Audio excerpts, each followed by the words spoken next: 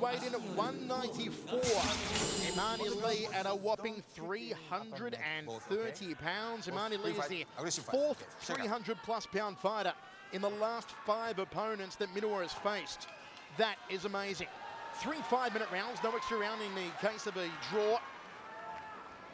And we are ready to rock and roll once again in the weight cage. If you're watching Dream 14 live, join the conversation on Twitter. Use the hashtag HDNF. Michael Chavello, Frank Trigg with you. Let's see how long Minowa takes to move in for a shoot and put Imani Lee on his back. He's going to need to take the Shinkansen and the bullet train to get the side control on the massive Imani Lee. Imani Lee wants to find the target here with his hands. He's also got some decent leg kicks on him, has Lee. And he is looking even bigger than when we saw him in 2007 at the start of his K1 career. Looks like he's put on about 10 to 15 kilos. Jesus, huge.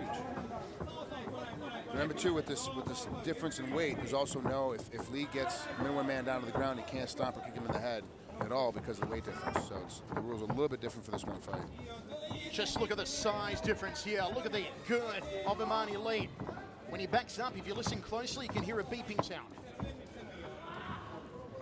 Imani Lee on the outside here. Minowaman shoots in early, goes for a double leg, forces him back against the cage. And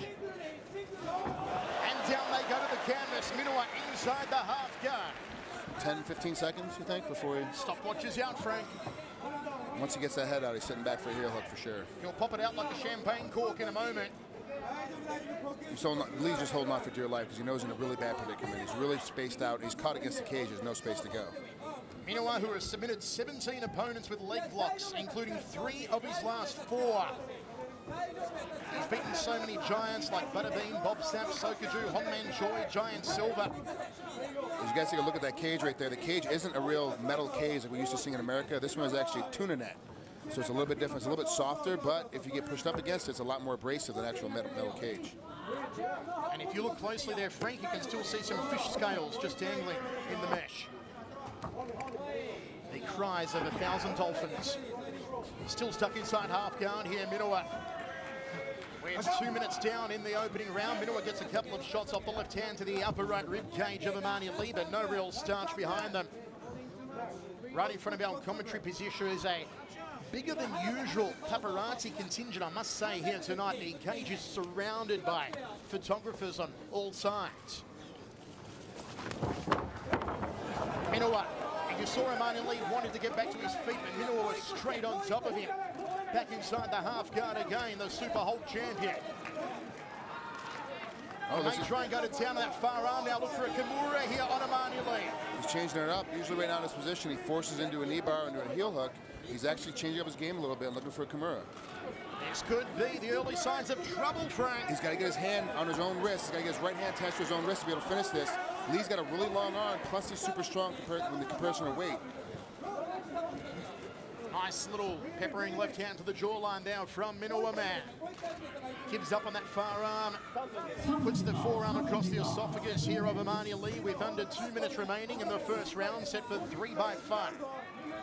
Great position. Minowaman's doing a good job using his forearm to kind of keep separation.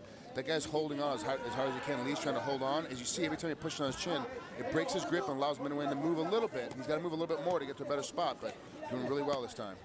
Nice hammer fist strike to the top of the right thigh there to the quadriceps region from Minowaman. Once again, the forearm across the throat.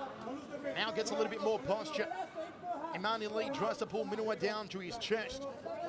And Minowa's going to go to town again on that far arm. Can he work a submission here on Imani Lee? Minowa's going for the mount here, Frank. At this point, yeah, I was just going to say, he needs to just pull that knee out, go right to the full mount, and start raining down blows, because he'll open up something else. There it is. He has mounted him like a pommel horse, and he's pummeling away with that left hand. Imani Lee in a whole lot of bother. Good balance, good position by Minowaman. One leg up, now he's got perfect position. Here he comes, and Imani Lee gives his back. This one could be all over in a hurry. Minowa may go for a rear naked choke. Imani Lee splits the mouth guard out. This one's over. They think it's all over. They think it's all over. It is now. Good night, Irene. Minowaman has done it again. We can do no wrong, you and I. Me commentating, you fighting. Go, Minowaman. Wow, Michael. So, do you talk about me when I'm not around like that? I mean, honestly, that's what a great job. Minowaman's giving him so much weight, over 100 pounds this time, and still keeps his composure, keeps his pattern, keeps his rhythm, and changes his game up. Instead of going straight to the heel up like he normally does, or straight to the knee bar, he switched back and attacked the Kimura 3 and 4 different times, which allowed him to knee pass to get all the way to the full mount, right down below to get that rear naked choke. Minowaman does it again. The fourth 300-pound plus fighter of his last 5 opponents.